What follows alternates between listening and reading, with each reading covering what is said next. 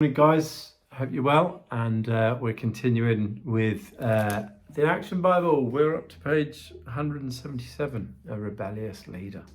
So yeah, follow along in your Bibles.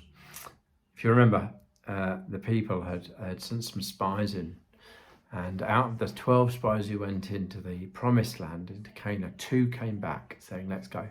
And the other 10 were like, no, we're scared, we don't want to go.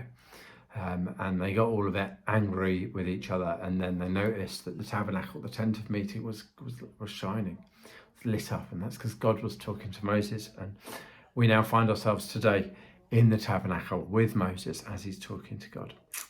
So inside the tent of meeting, Moses said, "Oh God, forgive my people, don't destroy them, even though they've disobeyed you." Moses came out of the tent of meeting, and a hush fell over the crowd. He raised his hands. "Because you do not have faith to enter the promised land, God says you must go back to the wilderness."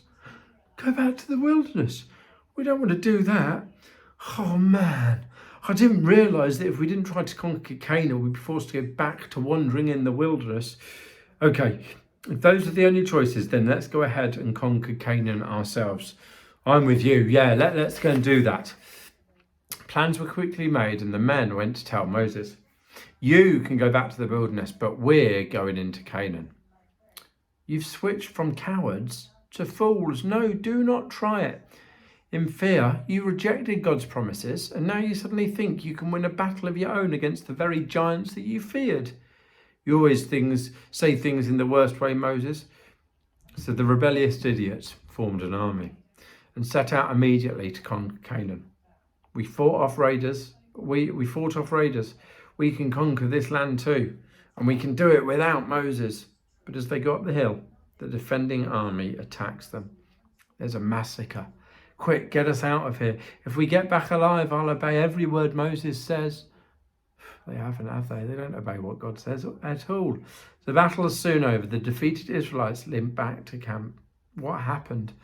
We didn't have a chance. The enemy came at us from every direction. Our leaders were the first to run. The people see the results of disobeying God, and for a time they gladly follow Moses. But when a man named Korah and others who help in the tent of meeting grow jealous of Moses' leadership, "We are as good as Moses. Why should he tell us what to do? Let's tell Moses we'll take care of things ourselves."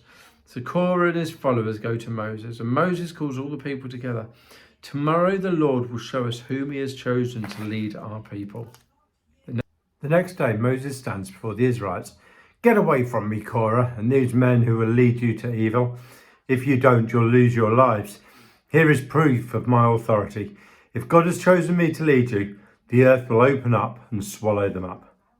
As Moses speaks, a great earthquake splits the ground open. The tents of Korah and his followers fall into the deep crack into the earth. The frightened people turn once again to Moses, as God commanded. Moses leads them away from the promised land to wander in the wilderness for 40 years. Are we seeing a pattern, guys? I think we're seeing a pattern, aren't we? I think every time the people agree to follow God, quite quickly they decide they're not going to. And then something bad happens. And then they decide to follow God again. And then something else bad happens. Then they decide, it's getting a bit repetitive, isn't it? Anyhow, join us next week. 2 strikes and you're out. Don't read ahead. I know it's tempting to read on and see what happens, but don't. We'll do it next week. And I'll see you guys tonight at 6 at our weekly Zoom catch up. So I'll see you all then. Keep well. Bye.